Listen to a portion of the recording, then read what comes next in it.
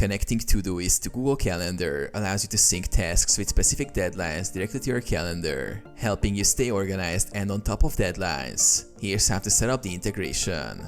Open Todoist. Log into your Todoist account either via the web or mobile app. Access Integrations. Go to Settings by clicking on the gear icon in the top right corner. Navigate to the Integrations tab. Connect Google Calendar. Find and select Google Calendar from the list of available integrations. Click Connect to authorize Todoist to access your Google Calendar.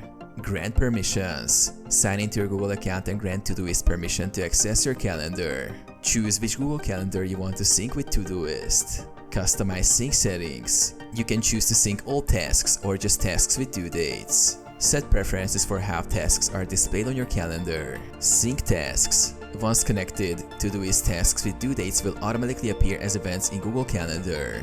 Edits made to tasks in either app will sync in real time.